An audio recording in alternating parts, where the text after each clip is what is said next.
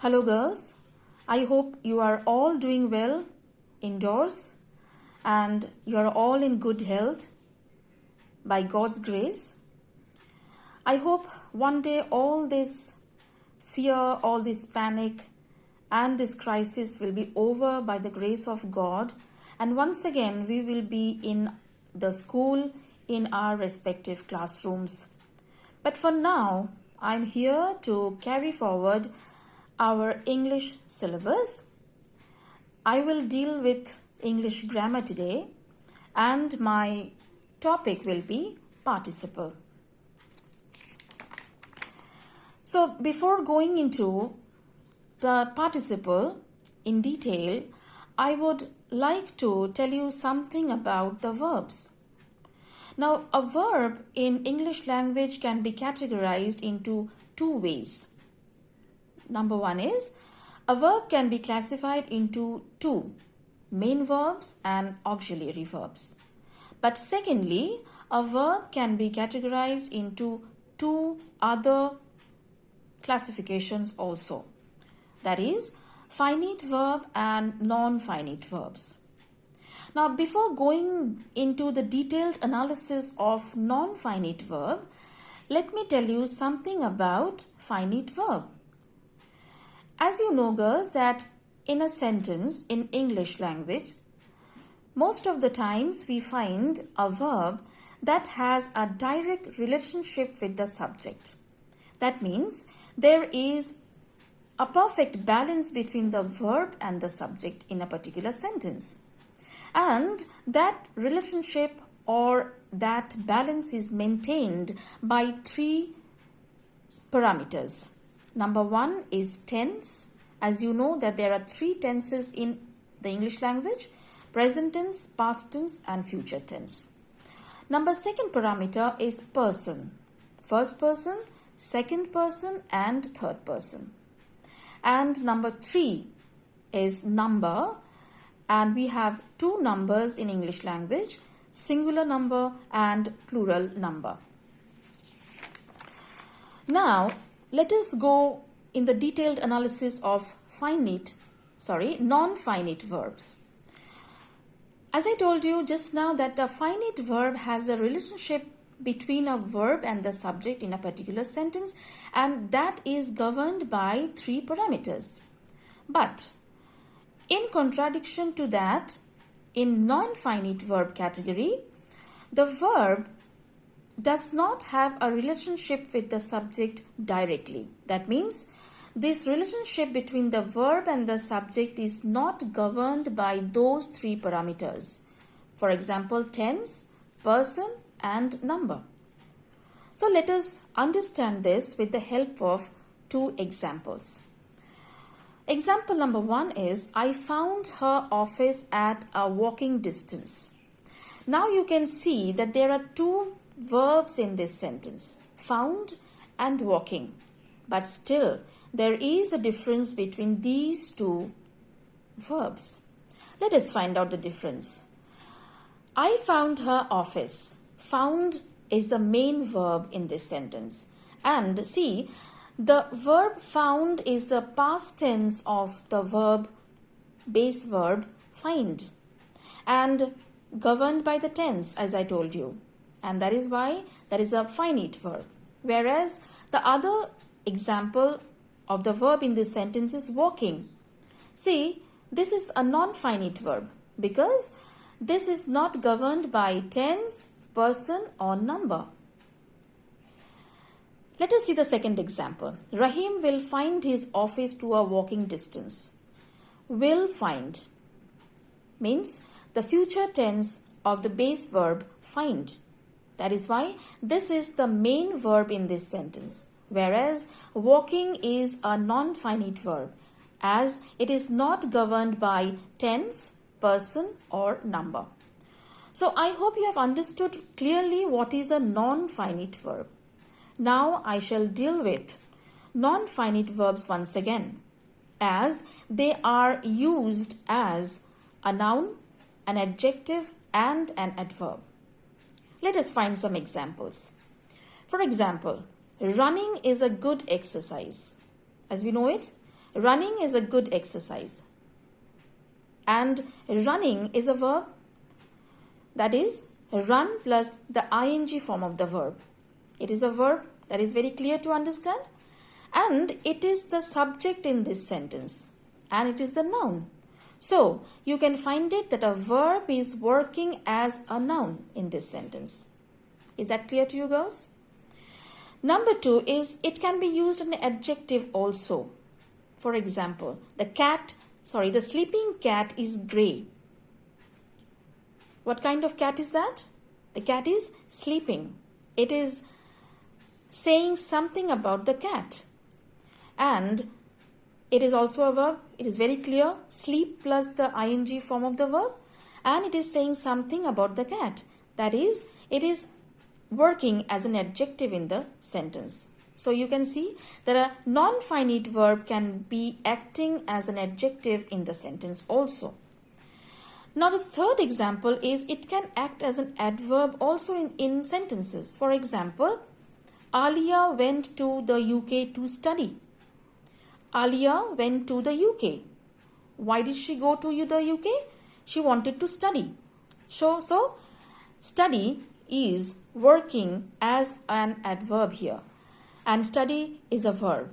It is a root verb of study itself. So, I hope it is very clear to you that non-finite verbs can be used as noun, adjective and adverb. Now let us find out that non-finite verbs can be of 3 types: gerund, infinitives and participles. And we are concerned about participles in our syllabus this time. Let us now understand what a participle is. A participle is a non-finite verb. I repeat, a non-finite verb which acts both as a verb and an adjective. So, it should act as an adjective and as a verb in a given sentence. Let us find one example.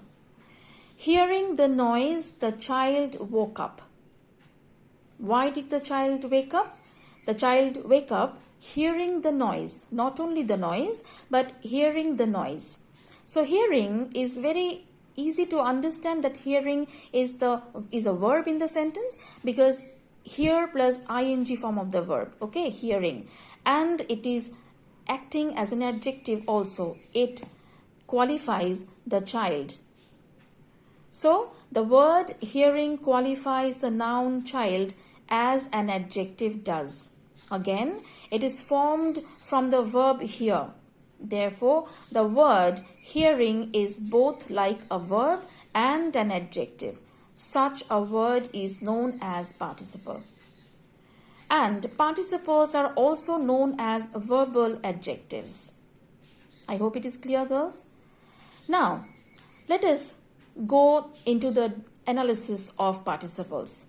There are 3 kinds of participles: the present participle, the past participle, and the perfect participle. Now let us deal with present participle in detail. Now it can be used in several ways. First, let us find out the form of present participle. The form should be verb plus ing.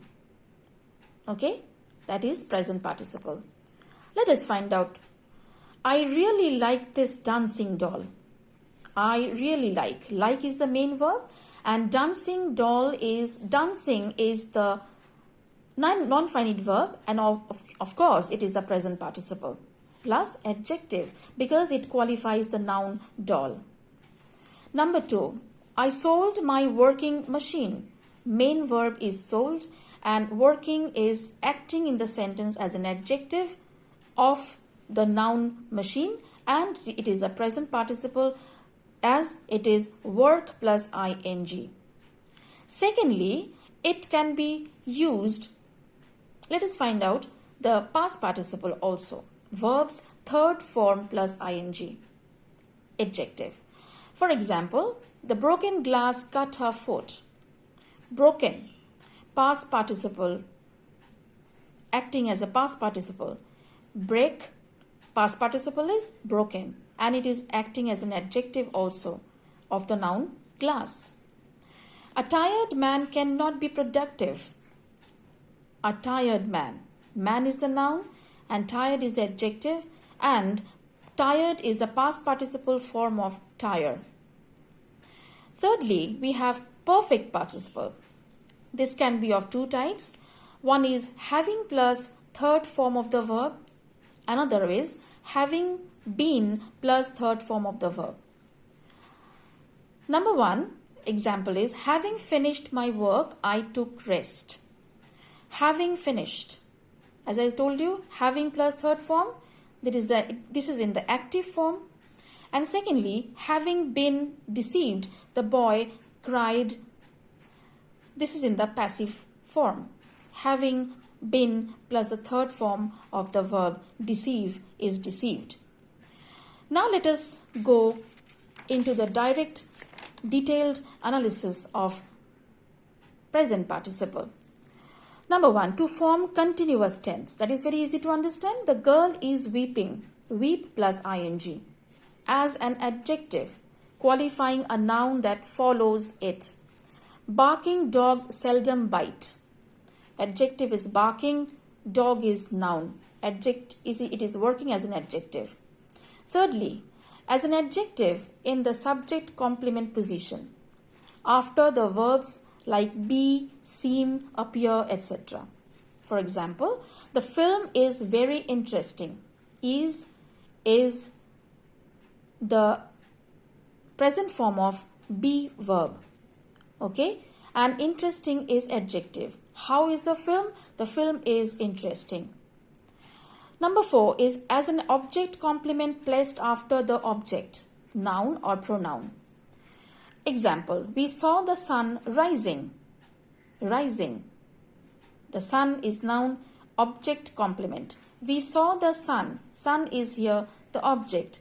And how is the sun? It is rising. So object complement. Number 5 is as an adjectival phrase. For example, the book lying on the table is mine. Noun is book.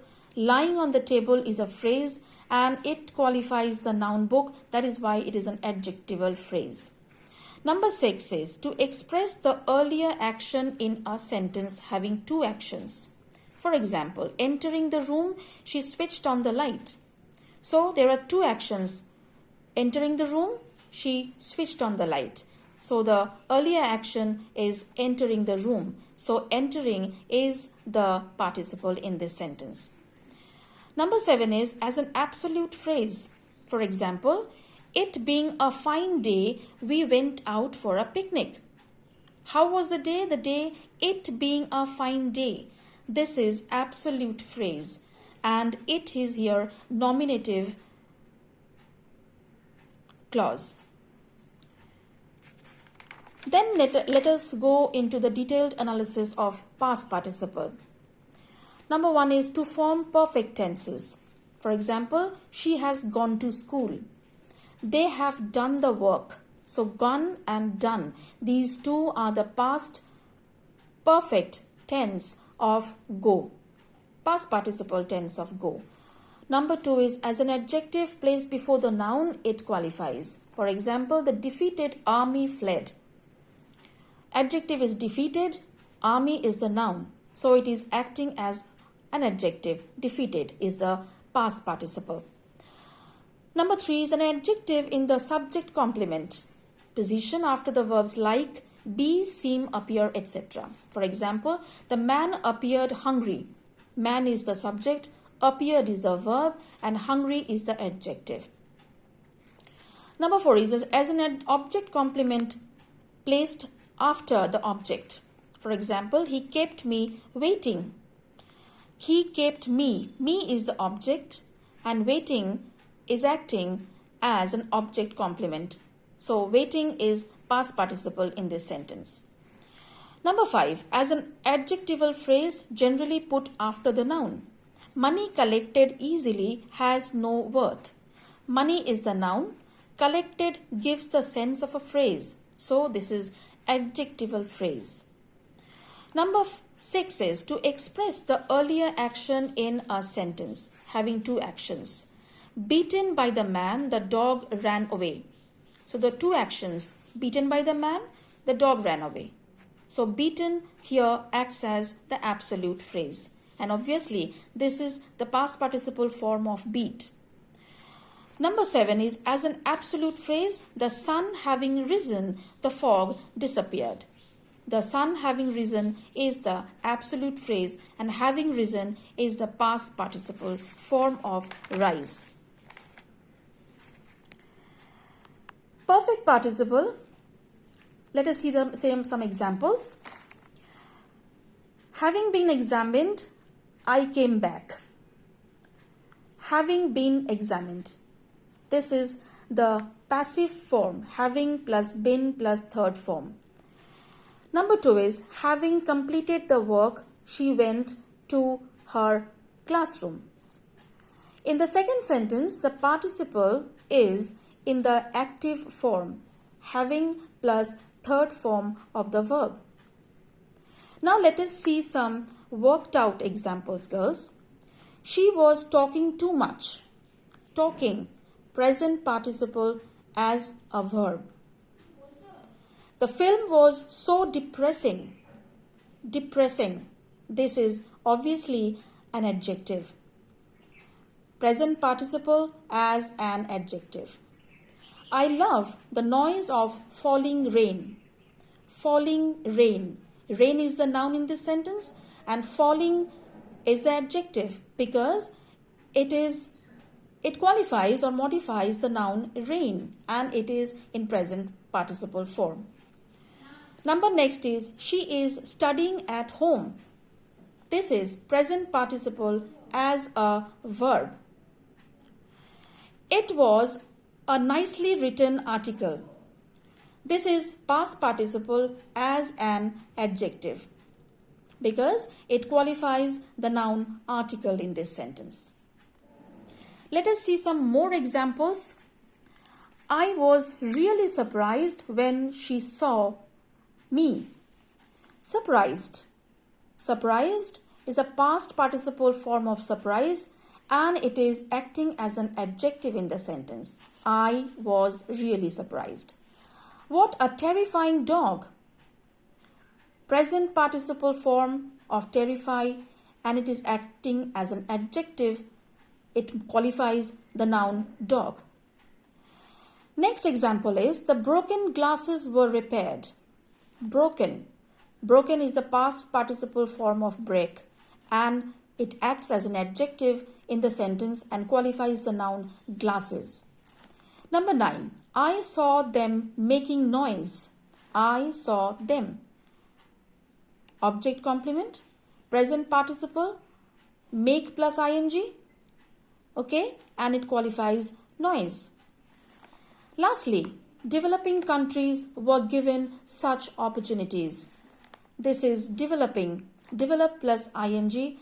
Present participle and acting as an adjective which qualifies countries, the noun. Now let me give you an exercise for you to practice at home. I hope you have understood, girls, very nicely. So pick out the participles in each of the following sentences. Tell whether it is a present participle or a past participle or a perfect participle. Encouraged by her teachers, she finally succeeded. Having seen a tiger coming, the man fled. I watched them rehearsing the play. The sight was charming. Sheila, knowing the answer, put up her hand. Occupied with work, he couldn't meet us. Having been educated in the US, the man earned respect in India. And lastly, I will give you certain examples for you to do at home. Join the following pairs of sentences with participle. We arrived at the station. We saw the train moving.